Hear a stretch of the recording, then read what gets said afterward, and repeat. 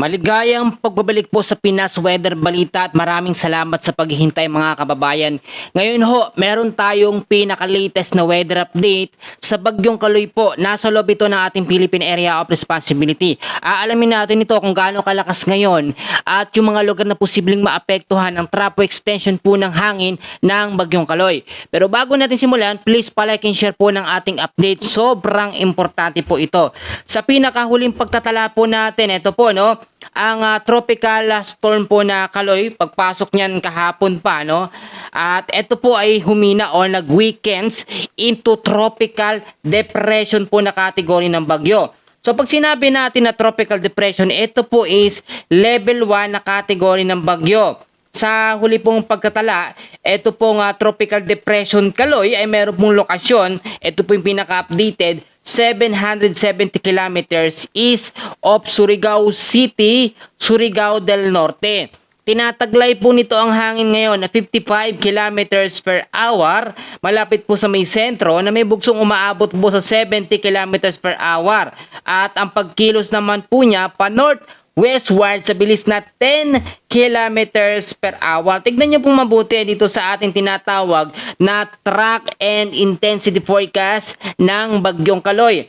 Naging tropical depression po ito, level 1 na category. Pagdating po ng ngayong araw, ngayong gabi din po no, ng linggo, tropical depression pa rin siya. Pagdating po ng Monday ng umaga, tropical depression pa rin. At pagdating naman po ng Monday ng gabi ng alas 8, magiging isang ganap po ito na low pressure area. Ang tanong ng mga kababayan natin, meron ba itong magiging direktang epekto sa mga malalapitan nitong lugar?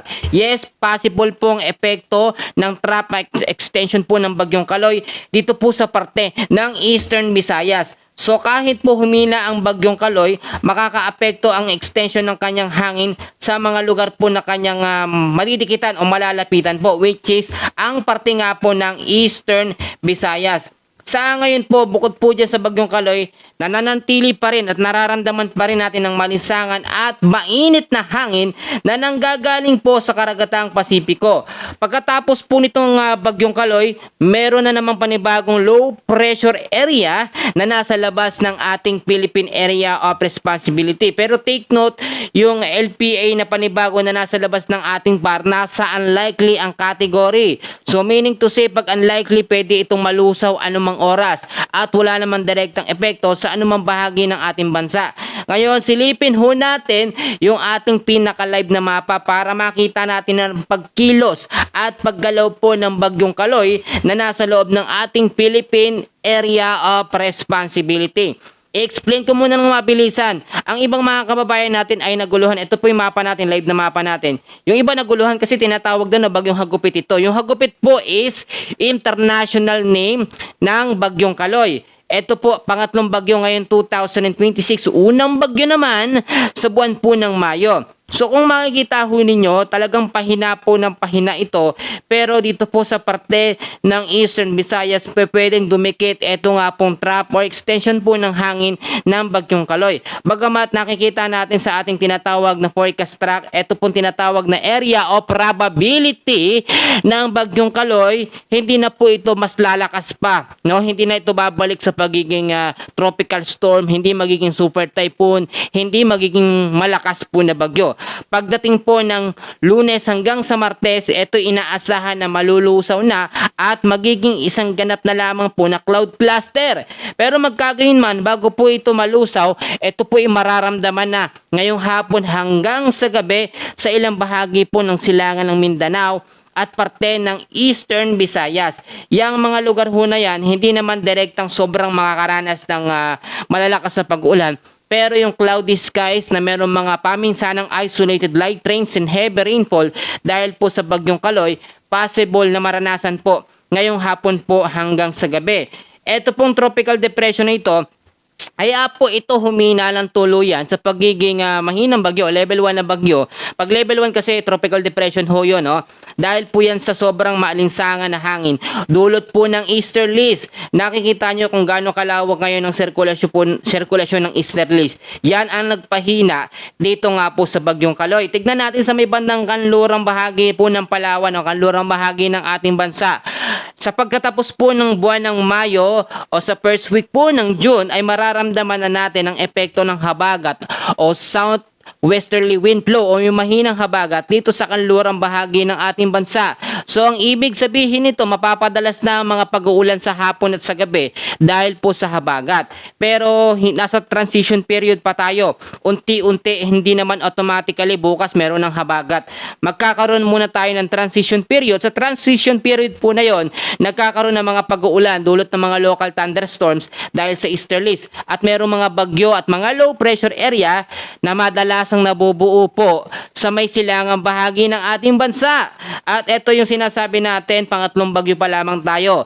Ngayong taon po ng 2026, i-take note po ninyo na nasa 19 hanggang 20 na bagyo ang ating pong inaasahan na papasok sa ating bansa. Ito yung isang sinabi natin na LPA o low pressure area. Kumikilos ito, no? Nakita nyo naman, pero hindi siya nakaabot dito sa sirkulasyon o sa lapit po ng bagyong Kaloy. Bagamat ito pong low pressure area na ito ay nasa low chance hanggang sa unlikely ang category, patuloy natin yung minomonitor. May mga chances kasi na pwede itong maging medium chance, maging high chance na low pressure area. Kaya patuloy ho natin yung babantayan. Bagamat ito is hindi na banta, no? Hindi na to banta yung bagyong Kaloy. Kaya kung may nakikita kayo at sinasabi na ang bagyong Kaloy daw po ilalakas sa pagiging super typhoon, hindi po yun totoo. Tignan nyo mabuti sa ating live na mapa at ito ang ating pinaka-evidence na talagang hina o pahina na ng pahina.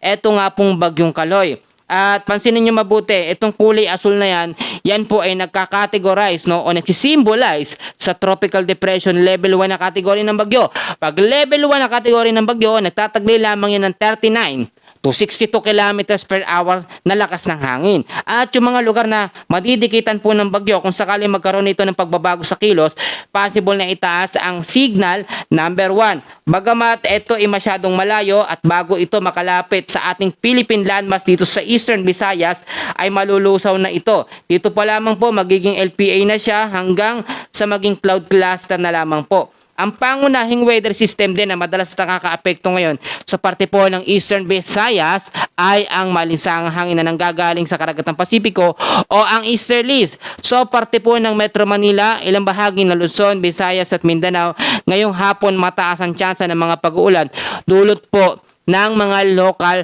thunderstorms. So mag-ingat po tayo ha, kahit sabihin nating mahina lamang itong bagyong Kaloy, huwag nating baliwalain.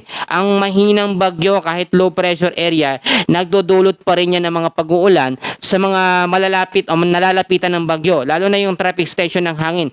Kung mapapansin nyo, yung tinatawag natin na spiral clouds ng bagyong Kaloy, present pa rin at umiikot pa rin. At halos dumadampi na, no, dumidikit yung spiral clouds ng bagyong Kaloy dito nga po sa Eastern Visayas, no. Kaya mag-ingat po tayo. Sa ngayon, yan muna ang ating pinaka-latest na weather updates.